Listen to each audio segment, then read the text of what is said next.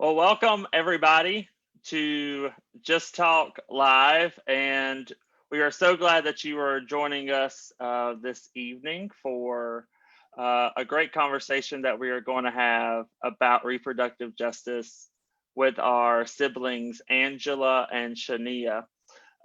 So before we get started, we are going to ask our guests to introduce themselves, and then my wonderful co-host Destiny will get us started for this evening. So we'll start with Shanea.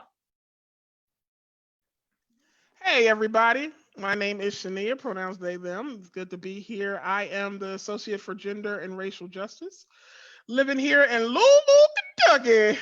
But I never miss an opportunity to say that I'm from Philadelphia, Pennsylvania, the greatest city in the world.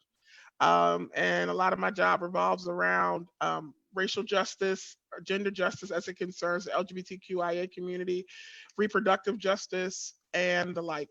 And so I'm glad to be here. Thanks for the invitation, Lee and Destiny. And I am Angela Williams. My pronouns are she, her, and hers. And I am the Outreach and Faith Organizer for Texas Freedom Network, based in Austin, Texas. And as a part of that, we work with faith communities around the state of Texas to speak publicly and politically on issues of LGBTQ equality and reproductive freedom. I'm here in Austin, Texas, and I am so excited to be with all of you. Thank you, Lee and Destiny, for this invitation. Welcome, welcome, welcome. Yes, thank you for coming on. We're very excited to have you. And before I dive into the first question, you all did something that might be new to some of our viewers.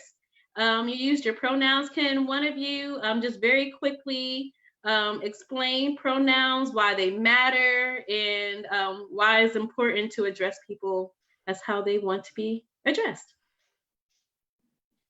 Who wants to do it? You want me to do it, Angela, or are you going to do it? You can go for it, Shanea. So what's important is pronouns give us a way to interact with the person in the way they feel is correct for them. And so I don't assume anyone's gender or gender identity or gender expression. Pronouns are the way in which a person can share that information with you without going deep into intimate personal details of their life. And so I think it's always best if you say to someone that you're just meeting for the first time, hi, my name is Shanea, my pronouns are they, them. What is yours? What is your name? What are your pronouns? Because that way the person can give that information without feeling that they're disconnected or feeling awkward or odd because you've offered yours up as well. Thank you, Shanea. And for the first question, again, so we're talking about a topic that many of our viewers might not be familiar with, but know about once we start diving into deeper conversation about it. What is reproductive justice in your own words or your own context? And so that way we can all have a baseline of understanding when we use the word reproductive justice. And again, I asked the participants not to use any acronyms like RJ when we're talking about reproductive justice, because it's something that's important and needs to be named and expressed that we faith people are talking about reproductive justice. So whoever wants to start first can answer that first question. So I will start, and then I'll tee it up for Shanea to really get into the history of reproductive justice. I'm going to start before reproductive justice was a concept and a framework. So reproductive justice is a reaction to a lot of the women's movement, women's rights movement, the feminist movement, particularly second wave feminism of the 60s and 70s. And that was really centered around women's access to abortion. And it's a very particular piece of women having bodily autonomy to make the choice and really discern the decisions for themselves of if they want to have children or not, and how and when they want to have children or not. So in my work, we talk a lot about reproductive health, reproductive rights, and reproductive justice. So reproductive health is that healthcare piece of reproductive health care. That's birth control, contraception, family planning, as well as care during a pregnancy, throughout a pregnancy, whether someone chooses to carry the pregnancy to term or to terminate it before then. And so reproductive health care incorporates so many things, and it affects a lot, it affects men, women, and trans and non-binary folks. So everyone needs reproductive health care. And what happened in the second wave of feminism was this push for reproductive rights. It's the woman's right to have an abortion. And that it was very much battled in the courthouses at the Supreme Court level with in 1973 when Roe v. Wade made abortion legal in all 50 states. And it has been legal for 50 years, but there are lots of pushes now to say that this is pushes to curb some of those rights. So there are people still working in the reproductive health and reproductive rights world. But as is the critique of second wave feminism, it was driven a lot by white women and white women's power and white women's money and people wanting to support white women. So now I'm gonna push it over to Shanea to tell us kind of the birth of reproductive justice in that context. Sorry, Shanea, before you go, and I hate to interrupt the flow, I usually don't do this as much, but for our viewers who might be new to a lot of terms that we're using, Angela or Shanea, can you explain what non-binary means? Sure. So non-binary are folks who do not ascribe to any particular gender context or gender framing, especially not the binary in the sense of male, female. And so they might have different pronouns. You cannot tell if a person's non-binary by the way they dress, nor their name or any of that. Non-binary has to be something that is self-described and self-proclaimed. It's not something that anyone ascribes to that person, but it's someone who doesn't believe that the binary concepts of male, female really work for them, and it's not a framework that really fits their identity. And so, thank you, Angela, for setting me up for a little bit about the history of reproductive justice. It really comes from, it's a concept that begins to take shape when women of color come back from the 1994 International Conference on Population and Development in Egypt. And so it was a group of Black women at the Illinois Pro-Choice Alliance Conference in Chicago that really had a conversation after that. And they formed a group called the African Descendants of Reproductive Justice. And so amongst that group was a woman named Loretta Ross, and we can't talk about reproductive justice without talking about Mother Ross, Loretta Ross.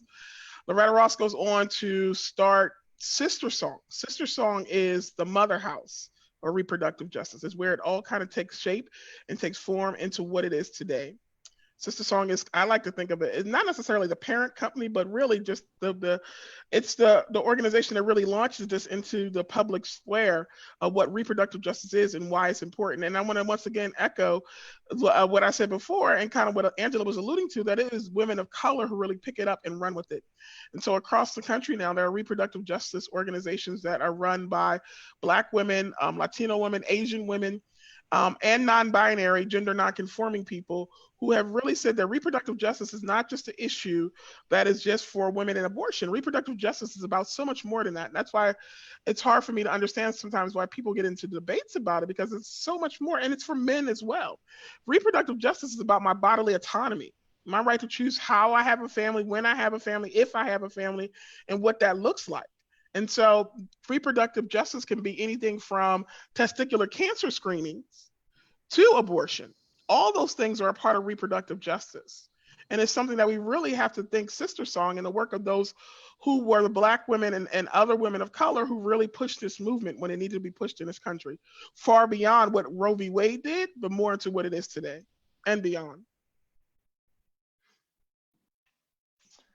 Thank you for that little bit of history to kind of ground our conversation this evening, and having this conversation in the midst of all the things that are going on right now when we're talking about police brutality and our siblings of color being killed by the police, protests, COVID-19, all these things that are happening right now. We can't have a show and be relevant without connecting those things. All these things are intersected. And so how is reproductive justice intersecting currently right now when it comes to everything that is happening? Yes, I was wondering about that. Can I pick that up, Angela? You're okay with that? Go So I just for it. want to say two things, and then I'll let you chime in.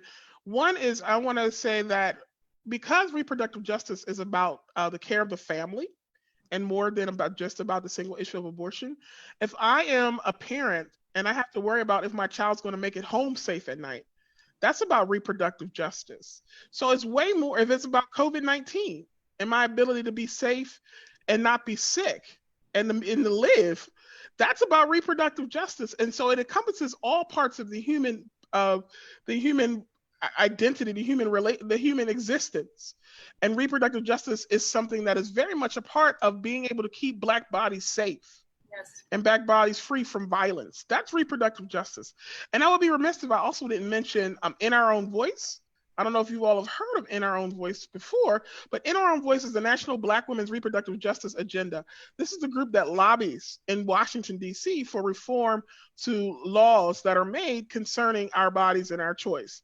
And this right here is a reproductive justice issue. The violence that's going on in our country, the threat of not only just police violence, but racism and white supremacy that exists is an issue that impedes on our ability to have justice in our reproductive lives.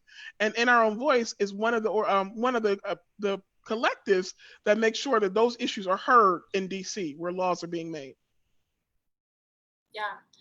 To follow up on that, the third and to me the most powerful tenet of reproductive justice is the right to raise and care for your families in healthy and safe communities. And that is what puts reproductive justice in this more intersectional, human rights-based framework. And in this moment of police brutality and white supremacy and the uprising of Black Lives Matter, we have to name that white supremacy kills. And if white supremacy is going to kill people, especially Black bodies, that is a reproductive justice issue. One of the things, so I'm in Austin and there's been a real big uptick in police brutality against protesters.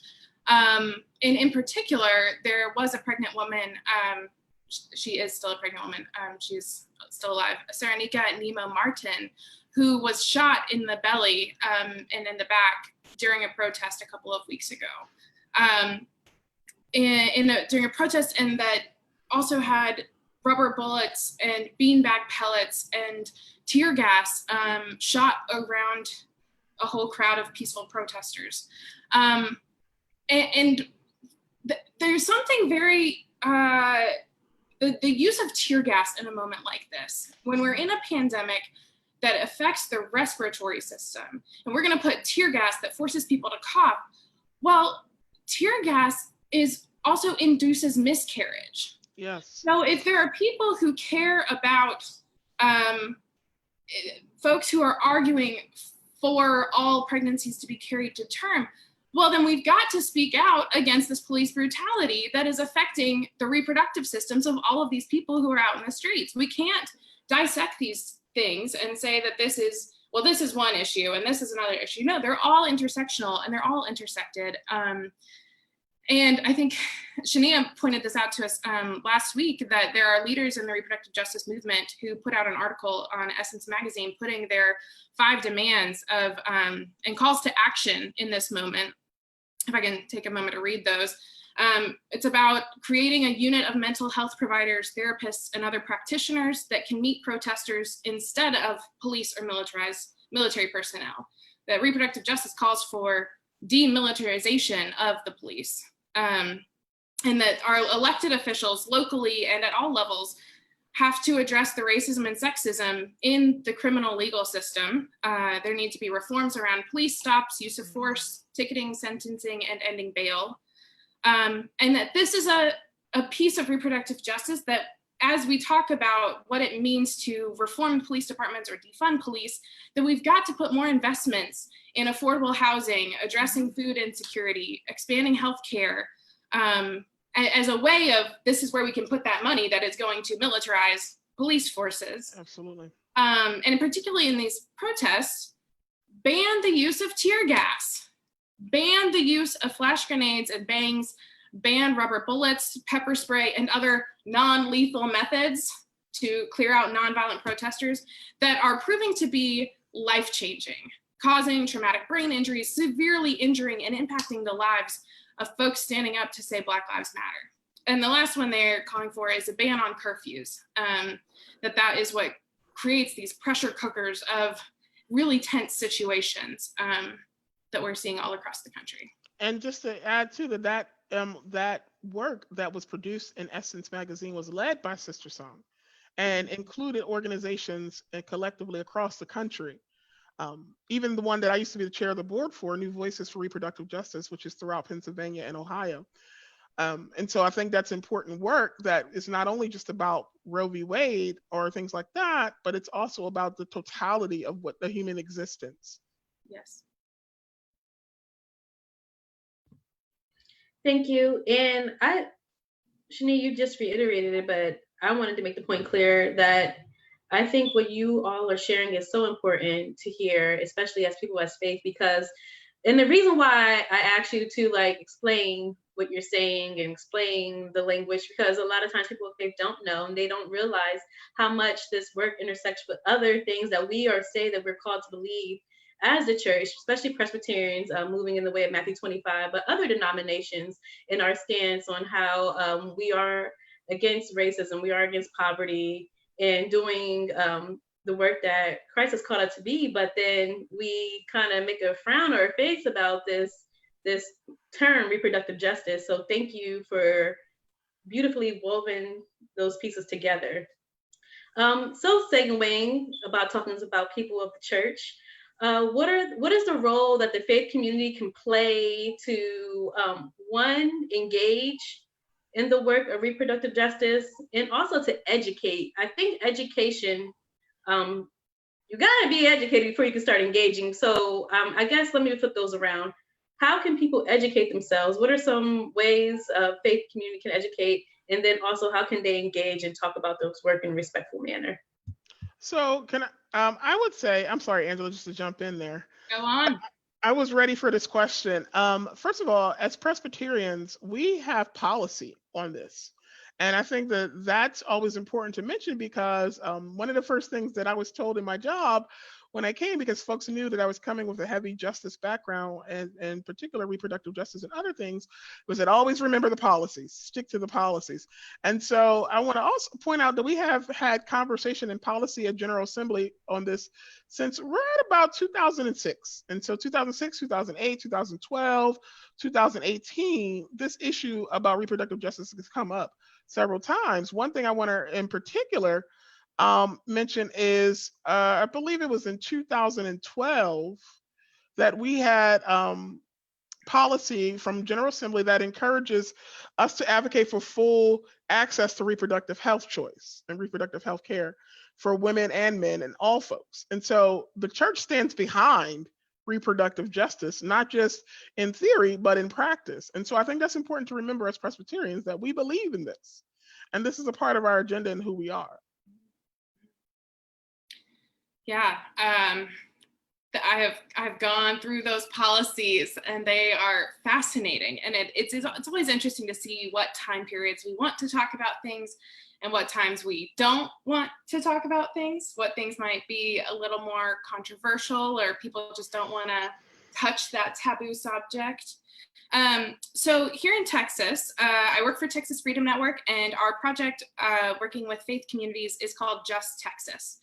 And we really see the crux of our work is built around relationships and telling stories. We've got all these great policies, as Shanea said, but church folks don't want to talk about that. We don't want to talk about sex and money, and it's one of those taboo subjects. But every single person has a reproductive story. Yep. And every single person who considers themselves a person of faith, and even those who don't consider themselves a person of faith, probably have a faith story. Now think about the number of times you've been sitting in church or in whatever faith community you belong to, and someone asks you to tell your faith story. Mm-hmm. Give a testimony, testify to us, tell me your call story. The number of times I've told my call story is through the roof. Well, how many times have you heard someone tell their reproductive story in a congregation? Right. And so our work is really centered around abortion, and how 1 in 3 to 1 in 4 people have had an abortion. 1 in 3 to 1 in 4 women in particular, expanding that into everyone who's capable of having an abortion. And those are the people who are sitting in the pews of Presbyterian churches around the country. They're in every church. It is across demographics. And so for something to be that common, but we never talk about it, and we never hear about it. And so those stories live in the shadows and benefit from silence. And so what we're doing at Just Texas is trying to bring those stories out of the shadows, because we know that stories drive the culture, and that the culture then drives the politics, and that faith has a role to play in all of it. So one of the things that we have been doing for the past 4 years is designating congregations around Texas as reproductive freedom congregations. So we're going into these churches and synagogues and faith communities to have these hard conversations, and to create and hold space for people to share their reproductive story along with their faith story, knowing that God is in all of it, that God is holding all of it, that God is loving every person that's in that story. And we really believe that that is how we create the culture change, is by sharing the stories together. And once it becomes less of this taboo subject that everyone's afraid to talk about, that's when we can make real change. Can I add something to that too? Absolutely. As one of our tenets or mandates in the Presbyterian Mission Agency is to be Matthew 25, to be a Matthew 25 church. And around the country, folks are joining in to be Matthew 25 churches and presbyteries and mid-councils and all of that. And so part of that, the 3 tenets of that Matthew 25 vision that is cast is to eliminate racism and white supremacy. And I mention that because really poverty is about reproductive justice too, but I'm not talking about that right now. So white supremacy culture teaches us to demonize or to cause sexual reproduction or all the things that Angela's talking about to be taboo. That's a part of white supremacy culture. Yes. And so part of us getting rid of that and relieving ourselves of that within the church is to really deal with the systemic oppression or the bigotry that is even in how we look at reproductive justice, right? And so it's a layered issue. And so it's not just about, I got to keep saying this, and I know I'm beating a dead horse here, but it's not just about abortion. It's about how we see all of these issues in connection to how white supremacy shows up in our churches and even in us sometimes, and how we suppress each other through it. Well, I want to push even farther and say it's not just about conversations about sex, it's our relationships with our bodies. Absolutely. We're so fragmented, and so many Presbyterians, we are so good at living up here. We are good. And sometimes we might connect to our heart, but it's when we get the gut, the heart, and the head all in alignment. That's a wrap. That's the fertile ground where we see real transformation. Absolutely. That is where the Spirit is moving. Absolutely, Reverend Williams. Almost. I know. I'm speaking it. I know. I saw your Facebook post. Speak it into there you go. Existence.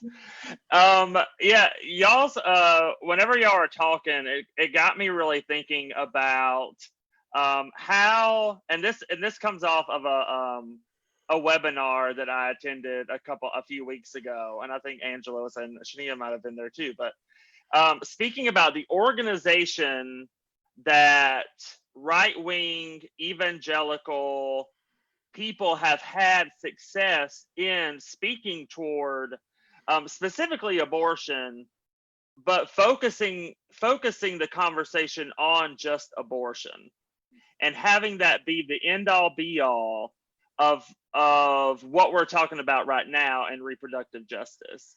And so this webinar was talking about how can we organize as progressive people who are looking at a more holistic idea of what reproductive justice is. And as both of you have said, it's not just about abortion. It is a more holistic thing about our bodies and our relationship with our bodies. But I would love to hear, what are ways that we can start organizing, as well as a small proportion of people of faith who have been so successful in creating these narratives of anti-abortion, and they've affected politics and it's affected policy. It is one of the reasons why this administration is there right now. Everybody I've talked to where I'm from, it's because this administration is anti-abortion. And so how do we get that narrative out there? And how do we organize, I wonder? So I think one of the things is that that particular camp speaks the same message. There's a strategy, right? And it's not a new strategy. It's not a new message. It has been around as long as this country, quite honestly. And so I think what's important as people of faith is to, number one, educate ourselves. Lots of times we would love to engage in conversation or give a rebuttal or get into a debate. We don't know really how to do that. And so we end up being complicit in our own oppression. And so I would encourage folks to really check out Sister Song's website and to make sure that you are up to date on information and other sources. That's not the only source. There are other sources, but I would encourage you to start there, since it is really the mother house of where reproductive justice comes from. And so we have to be educated about that, number one, and then also about our own policies as Presbyterians. Like I said, there are several years in which General Assembly was discussing these issues, and as Angela is well versed in them, so shall we all be if we are to speak the same narrative. And then the third thing I want to say is that this type of work starts at the dinner table. It starts in our own private conversations with our friends, at the family gatherings and things like that. As longer you allow bigotry and misinformation to be heard in your presence and not corrected or not engaged in a way that leads to better conversation and productive conversation, the longer you once again become complicit in your own oppression and the oppression of other people who are long silenced. As the brief statement of faith says, that we're part of our work is to lift up the voice, to do justice for those who are often silenced and marginalized. Well, this is the work that Jesus calls us to, right?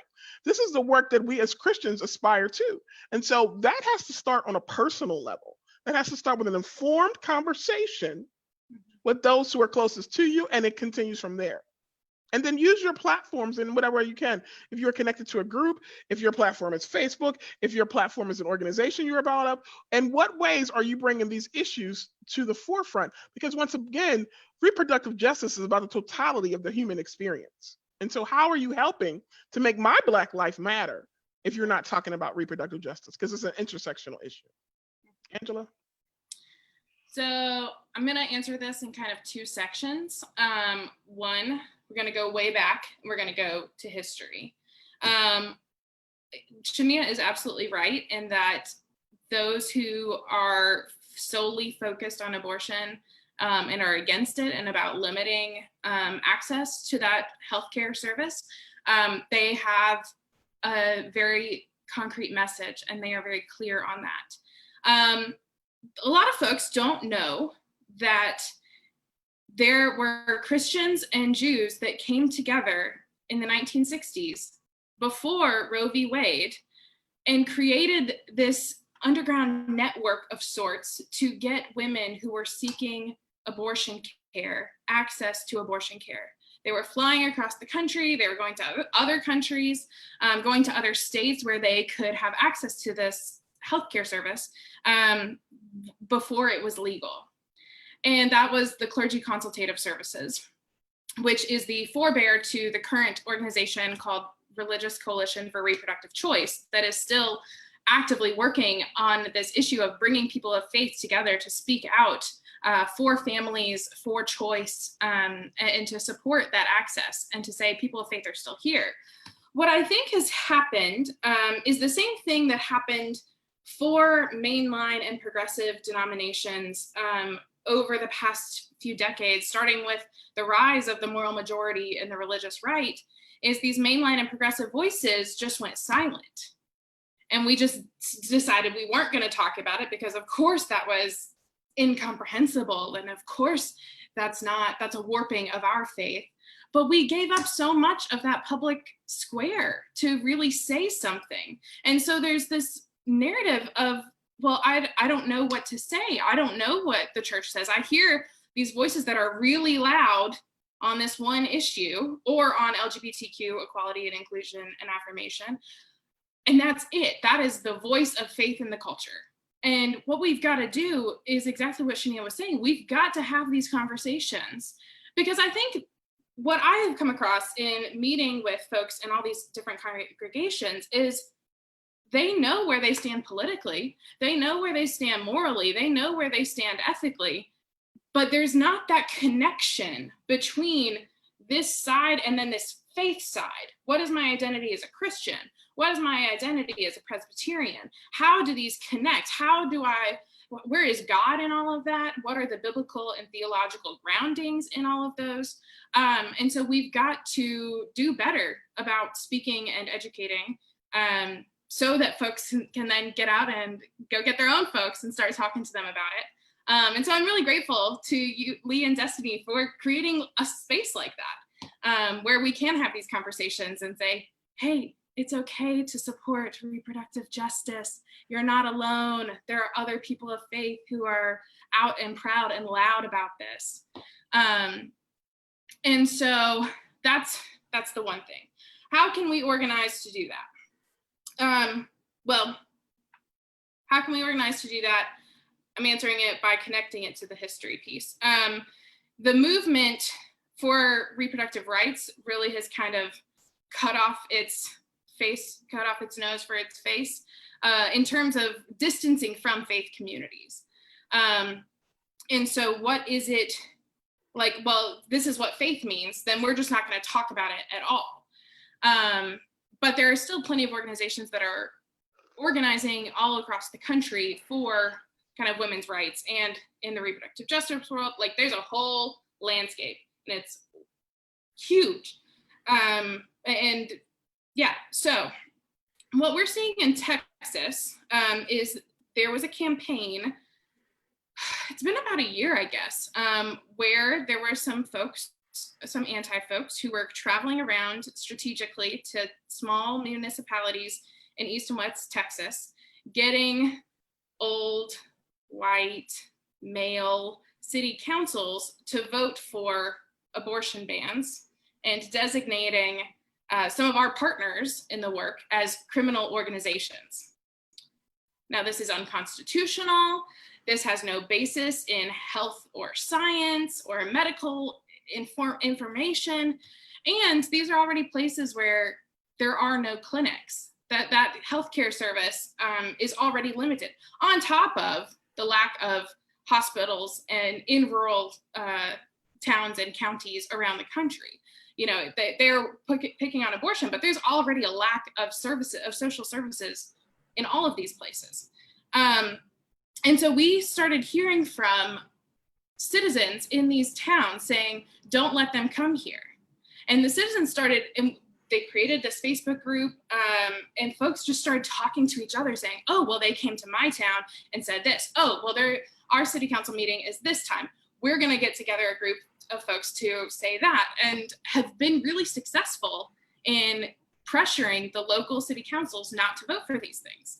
And so what's born out of that is an abortion access academy that's coming in Texas, and organizing these folks in rural towns who know what they believe, who know what is right and what is wrong for their individual locations, to organize in their own context and to build those relationships within their towns, in places that, as we know, have really been neglected and forgotten by social services, and honestly, the church sometimes. So it's really powerful to hear and watch individuals coming together and realizing their own power. That's what's been really helpful, and what I've been seeing here in Texas. Yeah, and can I just add to what Angela's saying too, about the whole idea of equipping and training ministers and pastors? Number one, that's part of my job, and so I do that work at the individual church level or at the presbytery level to do workshops around reproductive justice. Second, I want to mention, when I talk about educating yourself, sistersong.net is their website, sistersong.net. And that's a good place to get history of reproductive justice and other information. But I also want to lift up a particular organization that is doing work around faith and reproductive justice, because they do a faith and reproductive justice curriculum tour, and they will come out and do that work. And that is Sister Reach. It's in Memphis, Tennessee. And it's a reproductive justice organization led by people of color. And it's sisterreach.org. It's sistersong.net and sisterreach.org. And Sister Reach will do that work of a faith and RJ, or reproductive justice curriculum training. And it's very well done. And that's another way in which people can engage and make sure, like I said, we're saying the same message. What you get with If I Come is the Presbyterian piece added onto it. But what you get for Sister Reach is that information coming straight from a reproductive justice organization that's on the ground every day doing that work. So I just wanted to lift that up. Well, and to bounce off the educational piece, we've been partnering with the Religious Coalition for Reproductive Choice to offer some of their compassionate care workshops, which is really bolstering for pastors who went to seminary and did the pastoral care class and did the CPE stuff.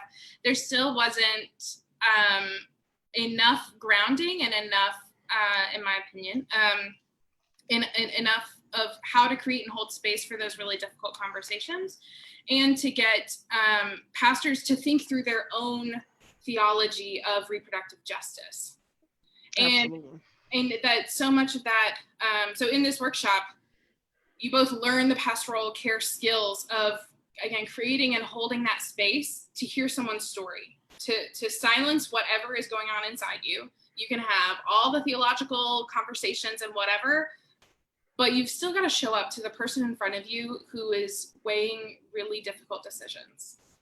And whether that is to have a child, not to have a child, wrestling with getting news of infertility, whether to adopt or not, to foster children or not, to getting test results that show that there's a potential genetic abnormality. How do you show up to that person and just hold that space and let them discern what it is God is calling them to do, and then support them in that? It's not so much about, well, if I do this, then I am 100% on board with every single thing ever. The point is to show up for the people who are right in front of us. That's part of, yeah. And I was gonna say that's part of the seminary education that we don't get, that we need to get, and as seminary needs to evolve for what's going on in the 21st century. I just wanted to agree with you. That's all. Yeah, and I will second that. That seminary training for any type of conversation like this, no matter if you take a pastoral care class, because there's hardly any literature out there, for one, about these kinds of conversations. Yes. And I'll also say the curriculums that a lot of seminaries are using that are less diverse, that need to be more diverse by authorship, experience. So there needs to be a radical transformation and reformation within seminary education, I think, especially when it comes to these types of conversations that we're going to have as future pastors, as pastors, and hopefully whoever is watching this that may not be Presbyterian, but hopefully they can start conversations wherever they are, wherever denomination you are in, wherever you are trained, how are you equipped in having these and having conversations when we're talking about reproductive justice or anything that's going on right now? There's not a lot of literature about it. And you only get the education when it happens. And so thank y'all for lifting that up, because I experienced that in my own seminary education too. Yeah. But yeah. Well, and so much of what is out there is really sort of by nature is really academic. There's very little that is really accessible for folks working in churches day to day or folks in the pews. Particularly, like there's plenty of stuff, there's plenty of resources, but to talk about faith and reproductive justice and how they fit together, that's where we're really missing a lot of helpful things. And I understand there is so much out there about how they don't fit, that we do need that academic foundation, and that folks who are writing on it in an academic way have to go through kind of systematically and say, well, here's what they said. This is why this is silly. Here's what they said. This is why this is inaccurate. Here's what they said. This is why this doesn't apply to this situation. But yes, folks who want to learn more about this and learn from the lived experience of folks, we need more resources. We need more books. Thank you, Angela. And as you two know, this series or episode was designed for young adults. What is your message directly towards young adults on how to get involved, resources, and how to talk to one another about reproductive justice and why it matters?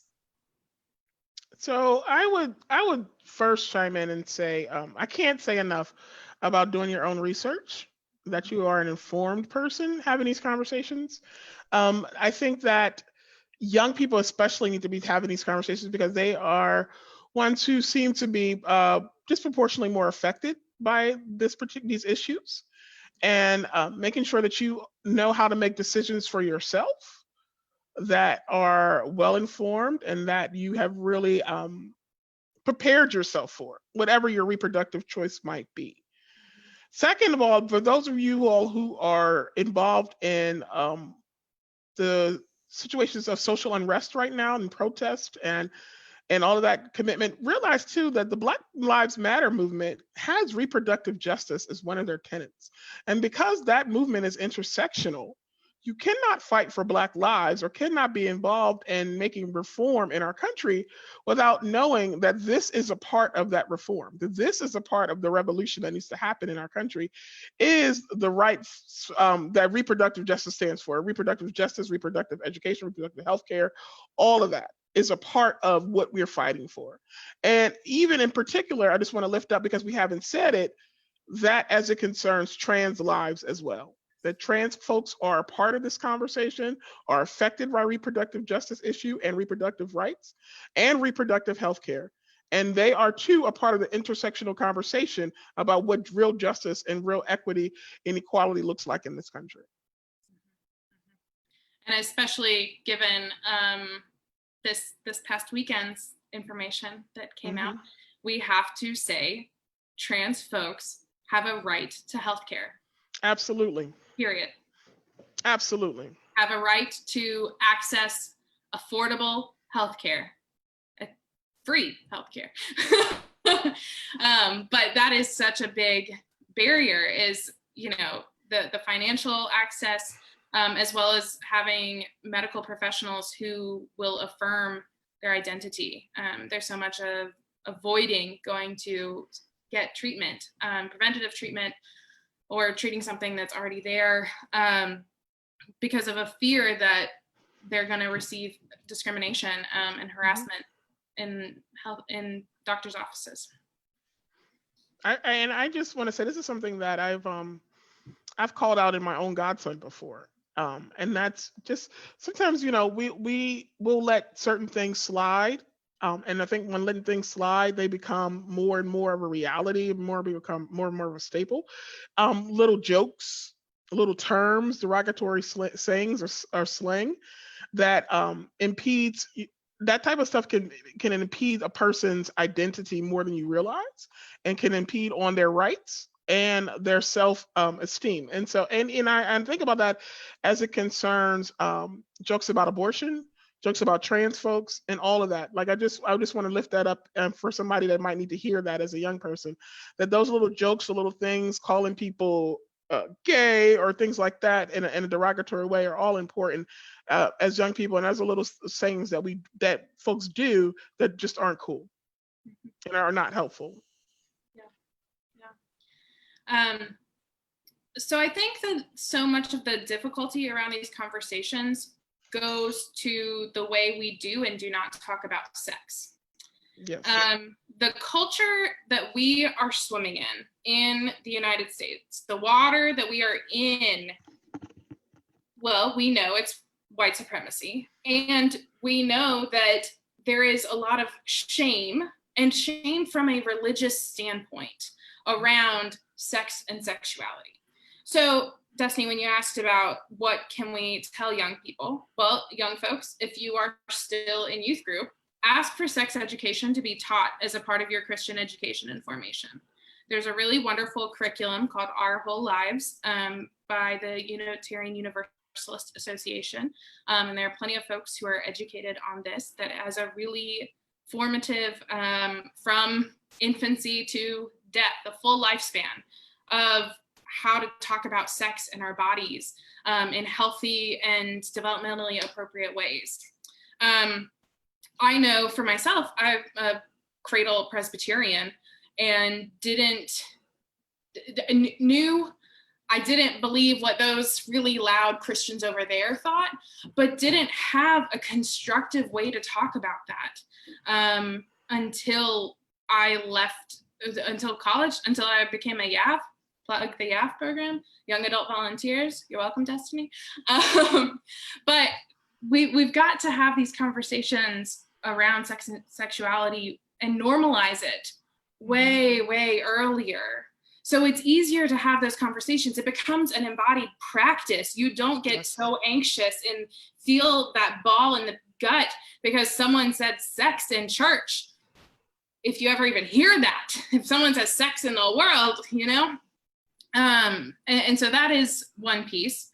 And I encourage folks to do that work of deconstruction and reconstruction of their own sexuality, digging deep inside yourself and looking at where you have that shame and judgment and stigma, because that is the goal of our work at Just Texas, is to eradicate shame, judgment, and stigma through sharing our stories.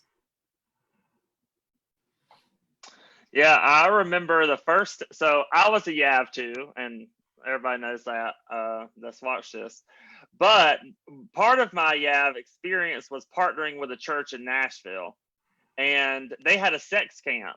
And being a little country boy from the middle of nowhere, South Carolina, that a church would do a sex camp was mind-blowing to me. And I was transformed probably more than the youth were, and like the middle schoolers were, just because of how I was raised in the church, and we didn't speak about sex at all, and how different my life would be if we had done so. And just that message, like the church is speaking about just even opening up the conversation to talk about sex. That even changed me as a young adult. And I couldn't imagine how it would change somebody way younger than I am to grow up in a church that cultivates that and really nourishes that conversation. So yeah, churches, if you're listening, our young people need this. Our young people need to not feel shame. Our young people need to not be demeaned because of something that is beautiful and natural and God-given. Yes. Because it will harm them. We are doing harm. And so thank y'all for saying that. Even someone who experienced it later in life, but the beauty in that education. but we are coming up on the end of our time together. But we did want to offer a time for last comments from each of you. Some things we may not have hit on, but we did want to offer this time to kind of close this out with your last comments. So we'll start with Shanea. I knew you were going to say that, Lee. I was going to start with Angela, just saying, but anyway, whoever wants to go. Angela, would you like to go? Yes, I can start. I have a final note, like a thing, and then I'll have like actual last blessing words, I guess. The reason that these conversations are so important is because of the culture and the political landscape we're living in. Mm-hmm. In Texas, back in April, I said way at the beginning of this, Roe v. Wade and abortion has been legal in all 50 states for 50 years, with the exception of a couple of days in Texas in April. There are political leaders exploited a pandemic and used that as a political toy. Women and everyone who needs to make reproductive choices and decisions exploited our autonomy, our bodily autonomy, our healthcare in the time of the greatest upheaval of our lives, and said, oh no, you can't have access to this really important healthcare service. And the reason they were able to do it is because they thought that there was a particular religious voice that said, yes, this is what we want you to do. It's important to have these conversations to get out in the culture and say, no, we do not condone this. You cannot use my body and my healthcare as a political toy in the middle of a pandemic. That's not okay. So that's the kind of stuff that is at stake. And I think if you've been paying attention this whole hour, you know that so much more is at stake as we are talking about reproductive justice and how it affects Black lives and Black trans lives specifically. That's what's at stake and why we have to have these conversations. My last little blessing note. I really hope that everyone watching this has learned something and heard something that shocked them or made them feel uncomfortable. And I hope that you will sit with that, lean into it, interrogate yourself. Why did you have those reactions? And as Shanea's been saying this whole time, go get yourself educated. There are resources out there. We've named a lot of them. But I invite you to kind of lean into that, and the spirit is moving in you. And you got to follow her and see where she takes you, because it's going to be surprising and could be transformative. So thank you, Angela. Absolutely. My final thing is that I think the problem that has happened in our nation is that reproductive justice has become a political issue, and it has become a polarizing issue. I think what I can drive home the most is that this is not about whether you are a right-wing, a left-wing person, a Republican or a Democrat or anything else. This is about bodily autonomy and about everyone's right to have family, to create family when and where and how they want to. That this is not a women's issue. This is an everyone issue. And this is about the total human experience. And so once again, it is important to make sure that you are educated on why reproductive justice affects you and our siblings all around. And if you truly care about the protests and the social unrest and the need for change in this country, then it's about remixing the narrative to include intersectional justice for all people. That it's about your life, my life, trans lives, Black lives mattering, because reproductive justice matters to us all. And remember, we as a church community stand behind it, and we as individuals need to stand behind it as well. Amen. Thank you, Lee and Destiny. Yes, thanks, y'all. Thank you, Shanea and Angela, for joining us. And it was definitely an educating discussion for myself. I definitely learned a lot of gems of what reproductive justice means, and even how I even put up some blinders about it. So thank you for enlightening me and educating me. And I know our audience was definitely educated on what reproductive justice was, because I feel like I do my homework enough to, skate by, but I wasn't ready for y'all. I really wasn't. So I appreciate y'all coming on and educating and blessing us with your presence today. Shanea, that sounds like a success to me. That sounds like one to me too. And I'll turn it over to Lee. Yeah, well, I was also educated, so thank you all so much for being with us. And any resources that were named today, we are going to compile a list, and we'll have a link on the website beside the video, so everybody can see those resources and start to get educated.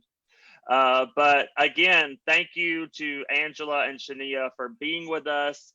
And next week, Destiny, do you want to say something about next week? You go first. I have my way of fizzing in there. Okay. So next week, for everybody who is watching and doesn't know, the Presbyterian Church USA has a General Assembly, which is our big ta-da, where we make decisions about policies in which we've talked about today, policies and all this kinds of stuff. And next week it's going to be a whole week featuring people that are a part of the General Assembly. And our main episode will be featuring some youth from Youth Rising Coalition in Baltimore. And Destiny is showing you the stress crab. Oh. Destiny is showing us. You're gonna get me tickled now. I'm not gonna be able to talk. Oh, I'm sorry. Did I say something wrong? Destiny doesn't have crabs? Looks like I have a stress crab. Oh, you have stress crabs. General Assembly is passing out stress crabs.